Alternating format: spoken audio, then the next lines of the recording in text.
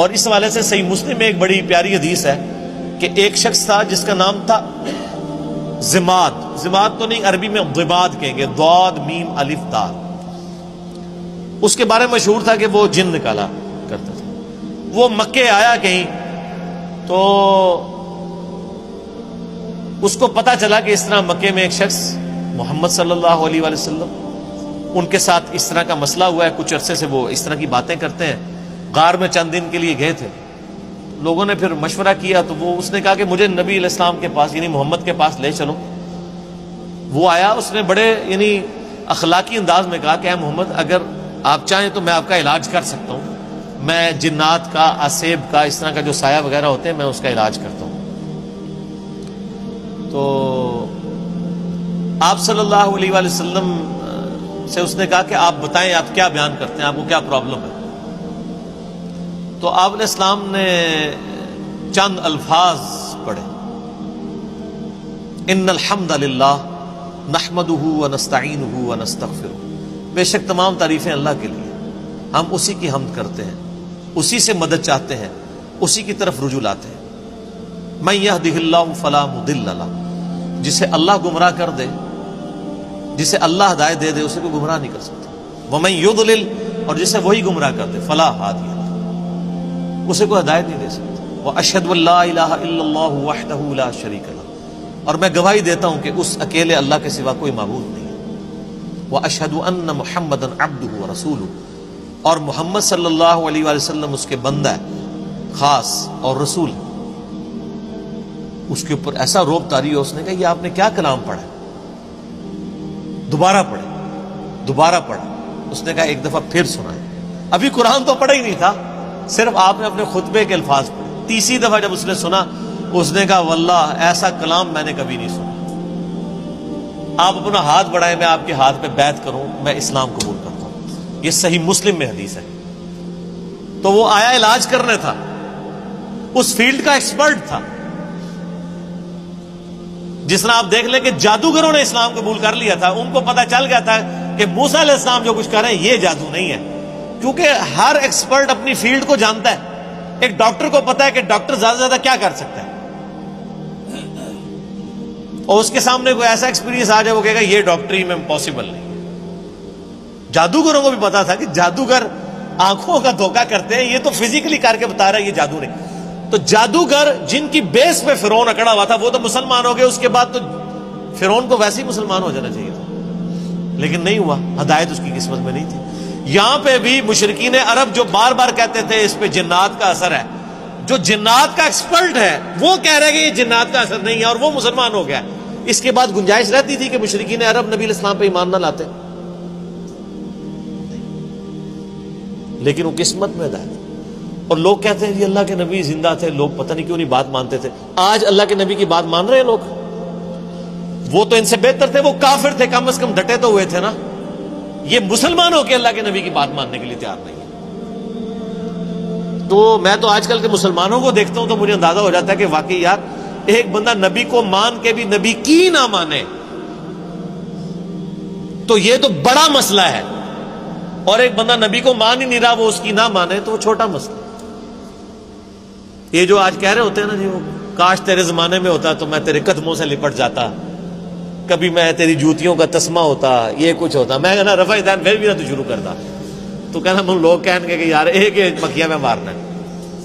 یعنی جو اتنا بزدل ہے آج کے دور میں کہ وہ اپنے نظریات کو قرآن و سنت پڑھ کے چینج کرنے کے لیے تیار نہیں ہے، تو وہ ابو جہل ہی ہوتا.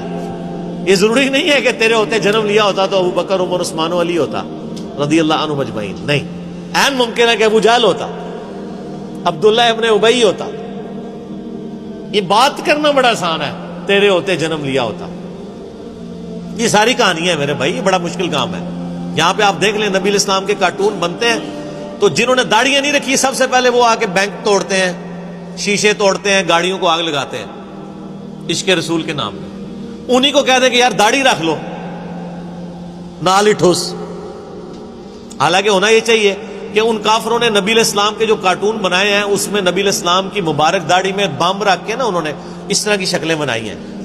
تو پھر جڑا بننا کہ تو نے میرے نبی کی داڑھی میں بم دکھایا ہے. ابھی تو میں نے داڑھی نہیں رکھی تھی لیکن آج سے میں داڑھی رکھتا ہوں. ایسی کی تیسی تم لوگ، تو کوئی کرنے کے لیے تیار نہیں ہے. مشکل کام ہے. اب بینک لوٹنا، گاڑیوں کو آگے لگانا، اے ٹی ایم مشینیں اکھاڑ کے لے جانا. ثواب دیکھیں، اے ٹی ایم مشین اکھاڑیں، آپ کو پیسے بھی ملے اور ثواب بھی ملے، اور کیا چاہیے. ظاہر ہے یہی کہانی کرائی گئی ہے نا. پاکستان میں تو مولوی یہی پٹی پڑھا رہا ہے نا. جو بھی اینٹی اسٹیٹ ایکٹیویٹیز پہ علماء ابھار رہے ہیں اپنی عوام کو، وہ یہی کچھ کر رہے ہیں نا. غلامی رسول میں موت بھی قبول ہے، غلامی رسول میں اے ٹی ایم مشین لوٹنا بھی قبول ہے.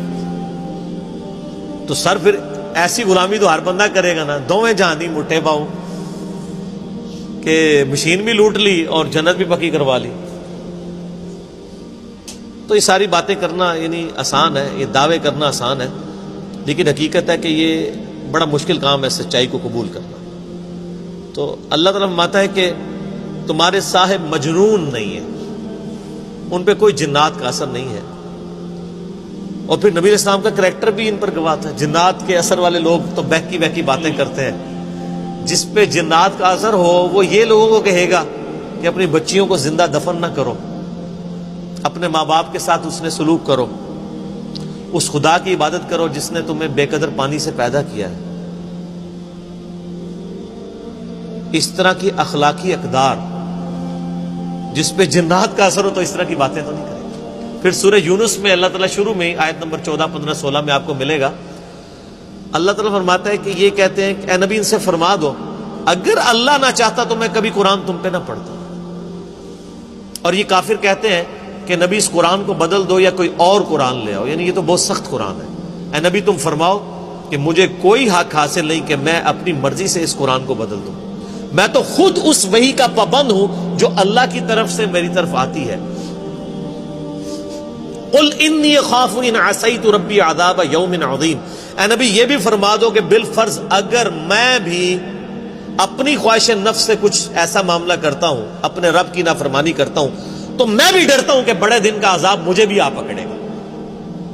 اس سے زیادہ اور کس طریقے سے آپ کو بات سمجھائی جاتی کہ قرآن میں یہ آیت 3 دفعہ ریپیٹ ہوئی ہے، سورہ یونس میں، سورہ الانعام میں اور سورہ الزمر میں. قل انی اخاف ان عصیت. اے نبی تم فرماؤ مجھے تو خود خوف لگا ہوا ہے کہ بالفرض اگر میں نے بھی اپنے رب کی نافرمانی کی تو بڑے دن کا عذاب مجھے بھی آ پکڑے. یہ آپ کے بابے ہیں جو کہتے ہیں جو ہمارا مرید ہوا تو ہم تو اس وقت تک جنت میں نہیں جائیں گے، حالانکہ وہ بابے خود نماز پڑھ رہے ہوتے ہیں نا ان کے مرید نماز پڑھ رہے ہوتے ہیں.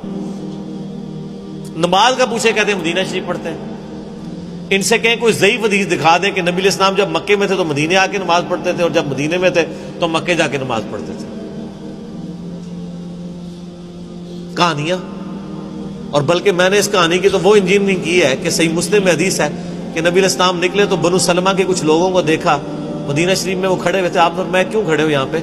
تو کہا یا رسول اللہ ہم ذرا دور رہتے ہیں تو مسجد نبوی میں آتے ہوئے ہمیں ٹائم کافی زیادہ لگ جاتا ہے، تو ہم نے ارادہ کیا کہ ہم مسجد نبوی کے قریب شفٹ ہو جائیں. تو آپ نے فرمایا جو اتنے قدم چل کے آتے ہو تمہیں ثواب ملتا ہے. ان کا یا رسول اللہ لیٹ ہو جاتے ہیں، پہنچنے میں تکلیف ہوتی ہے. تو آپ نے فرمایا ہر قدم پہ ثواب ملتا ہے. تو انہوں نے پھر مسجد نبوی کے قریب شفٹ ہونے کا ارادہ ترک کر کے اپنے ان علاقوں میں رہے، صرف اس وجہ سے کہ جتنے قدم چل کے آئیں گے ثواب ہوگا. تو میرا ایک معصومانہ سوال ہے کہ بزرگ تو اڑ کے یہاں سے مدینے پہنچ جاتے ہیں، وہ بنو سلمہ والے صحابہ جو کہتے ہیں ایک ادنا صحابی دی بھی پیروں دی خاک نہیں ہوتا، ولی تو اڑتا پھردا ہے مکھی مچھر آر، اور صحابی وہ بیچارہ شفٹ ہو رہا ہے مدینے کے قریب. کہانیاں. کیونکہ یہ صحیح مسلم شریف ہے، وہ بزرگ شریف ہے. اور اگر کوئی کہتا ہے نہیں نہیں وہ آپ کو سمجھ نہیں آیا تو لے آؤ بابا کوئی اڑ کے دسے. سب کہانیاں. تو یہ انہوں نے دین کو بگاڑ کے پیش کیا. وہ کتابوں کا دین اور ہے، بابوں کا دین اور. اللہ تعالیٰ فرماتا ہے کوئی تمہارے نبی کے اوپر جنات کا اثر نہیں ہے، ان کی تو تعلیمات بتا رہی ہیں.